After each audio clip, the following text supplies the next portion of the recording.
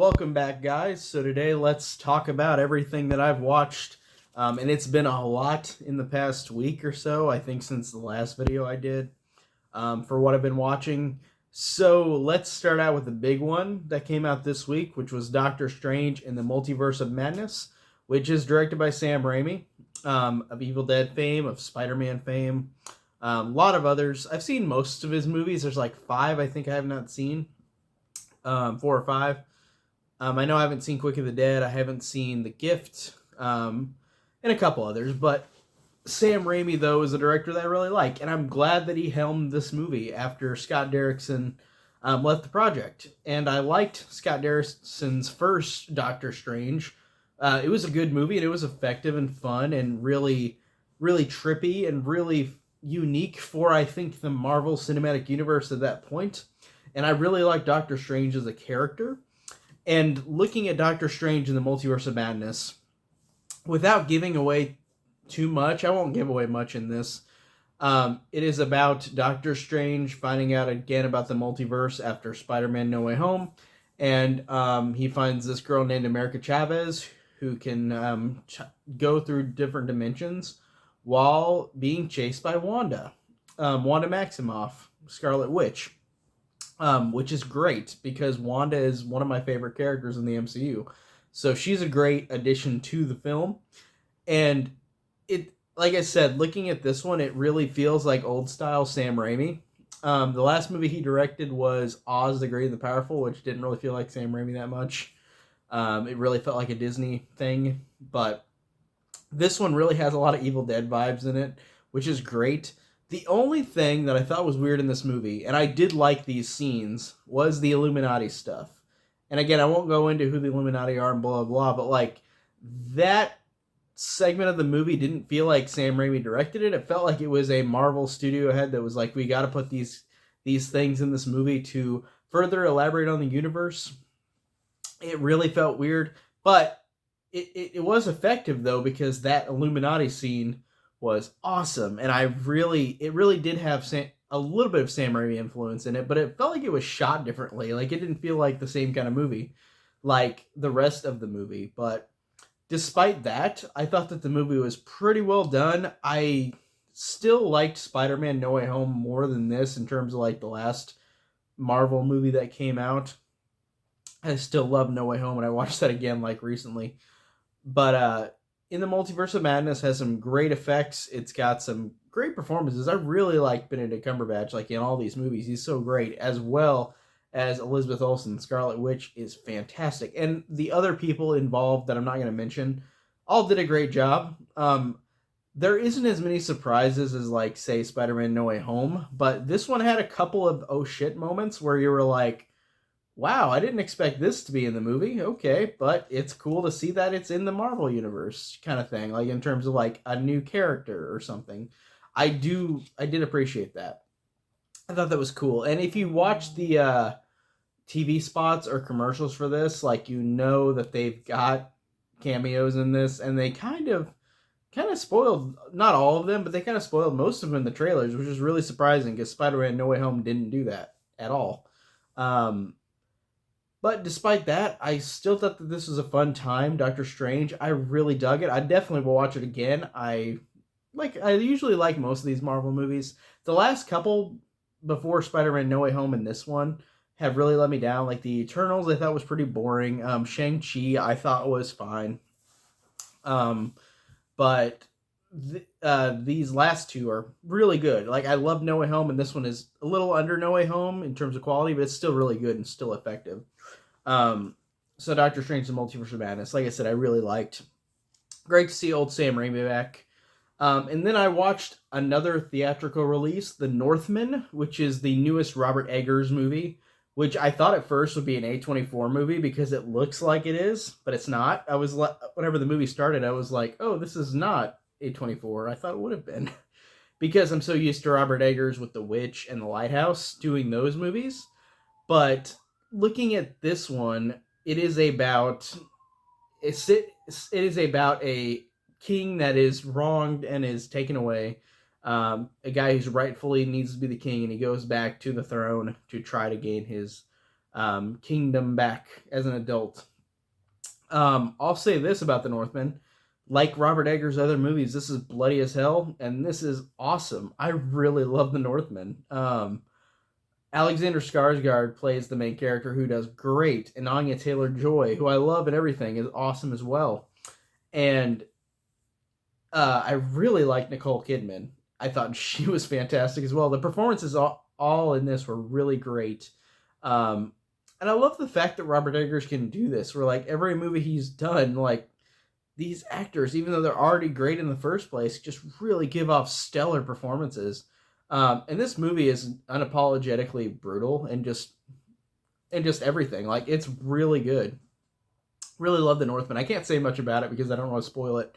But it does a really great job of being a really good, feeling like a throwback to an epic, like an old epic from like the 70s. It feels like that, which I really liked. And then there are two movies that I watched at Panic Fest, which is a film festival in Kansas City, Missouri, that I've gone to for the past couple years. And this year I could only see two of them, but I got to see a movie called Allegoria, which is a movie that I'm presumably on Shudder this year later because it said Shudder at the beginning. And it is about a group of people in an anthology where they're all connected to this theater school, and they're all getting either possessed or killed by demons or crazy people. And it was solid enough, but it wasn't anything that I'm going to really remember. It did have Scout Taylor Compton in it, which was great. I love seeing her in anything. She's great in that segment she's in. She's horrifying. I love seeing that because that's the opposite of what I've seen with her as an actress. Like being, like usually she's the character who's the good person from what I've seen. I haven't seen a lot of her movies. Like I've seen the big ones, of course, but she really was great in that segment. The movie does have some creepy imagery though. Like it's effective.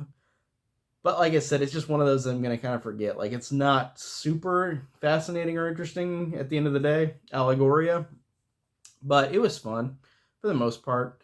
And then I watched the second movie at Panic Fest I watched was called Watcher, starring Micah Monroe of It Follows fame and Independence Day 2 fame. But I shouldn't have even said that. Independence 2 sucked.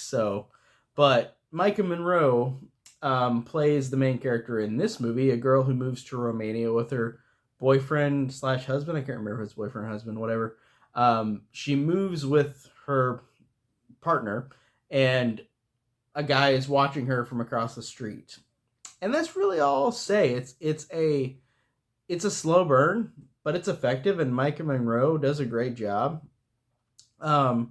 It kind of does a good job as well with the idea of horror movies where they have the writing where these characters will do dumb things or trust your instincts, where like in this movie she'll see him walking around so she tries to follow him, and then the movie kind of rewards her for doing that, which I thought was interesting because usually in horror movies when a person makes a mistake like that, like the gutting instinct to go follow somebody like the killer or anybody creepy like that, they usually get killed or get trapped. And I liked that this movie, for the most part, didn't follow that formula. I thought that was good. And like I said, Micah Monroe's great. I thought the performances were really good. It's a slow burn, but it's pretty effective. It has a good ending. I liked it a little better than Allegoria, if I had to pick out of the two Panic Fest movies I watched, but it's solid enough Watcher. So like I said, I recommend The Watcher, or not The Watcher, it's just called Watcher. No the.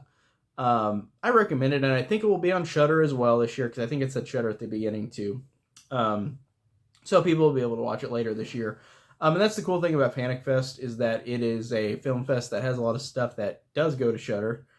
Because I remember I saw Jacob's Wife last year, the Barbara Crampton, Bonnie Aarons movie about the vampires. And that movie came out on Shudder later, and it said Shudder at the beginning. So I'm assuming that Allegoria and Watcher are going to go to Shudder as well. So definitely, I'd recommend watching them if you guys see them come on Shudder. And then the next two movies I watched were part of the Last Drive-In with Joe Bob Briggs this week. So this week he had Black Sunday and Death by Temptation.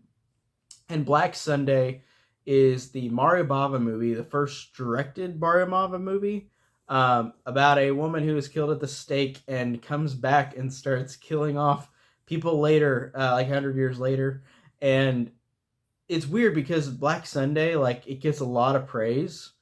And I'll give it this. I appreciate it for everything it did for horror. It's effective.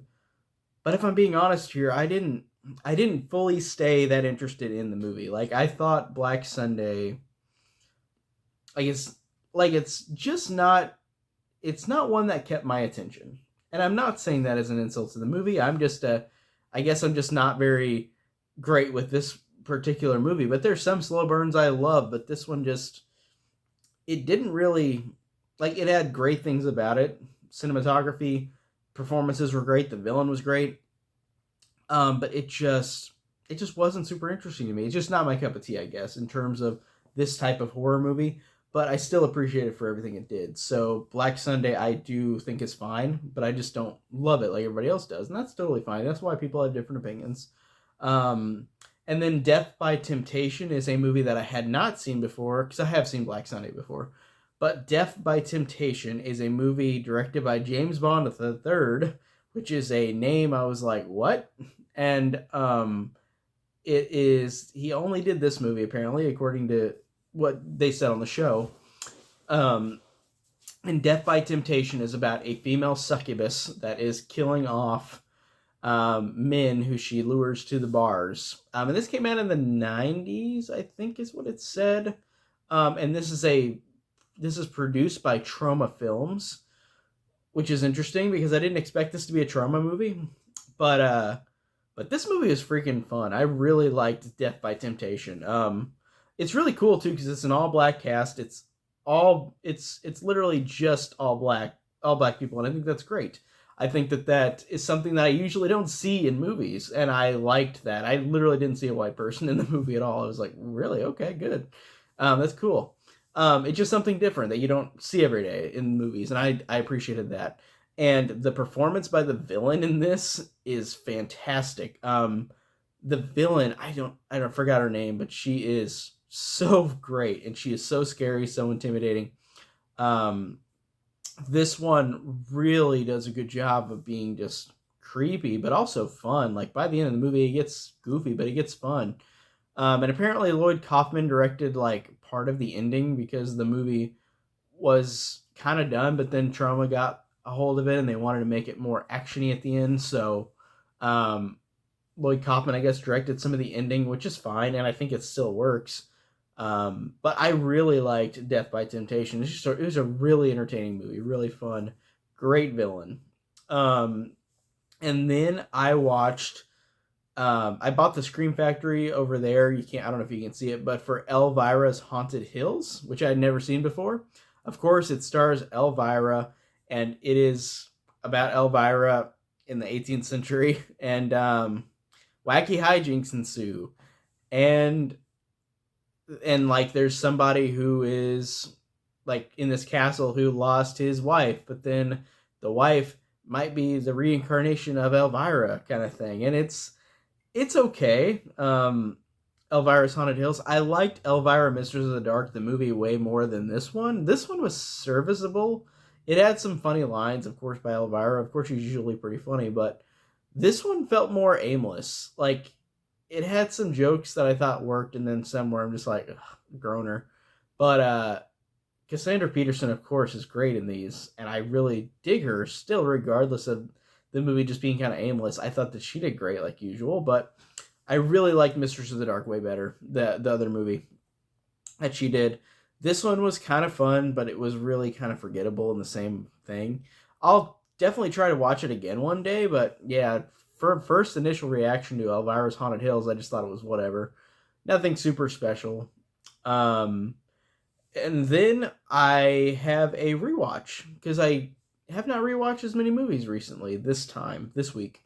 The only one I rewatched was Wrong Turn 3, because I had been rewatching The Wrong Turns with a friend, and Wrong Turn 3 is, of course, about the cannibals, but this time there is a prison bus that gets rammed by the cannibals, and they're big trailer truck that looks like from Texas Chainsaw Massacre 2, and they knock off the bus off the road of all the prison inmates, and they start killing them, hunting them down. And I thought that this one was I liked it a little less than Wrong Turn 1 and 2. 2 I like the most so far from rewatch. Then the first one, and then this one.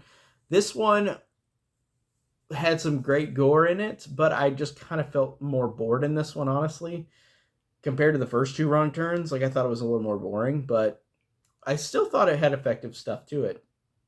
Definitely in terms of the gore and visuals. It's very stock characters like you expect. Like, there's the prison guy who's in on it, and he's trying to keep all the prison people in line, and he's pretending to be a prisoner, blah, blah, that kind of story. But whatever. Wrong Turn 3 is fine. And then I forgot last week to mention I watched Resident Evil 4 and 5, which is a bad thing now because I totally forgot everything about Resident Evil 4 and 5 now. I watched those movies, and I was like, I don't remember them. I literally cannot remember what happened in either one. I paid attention to them, but I'm like, I remember nothing.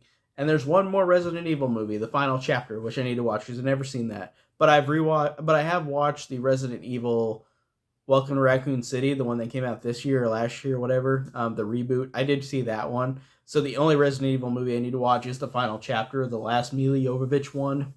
And I'll watch that soon, but I honestly can't remember for the life of me anything about Resident Evil 4 and 5. I got hiccups.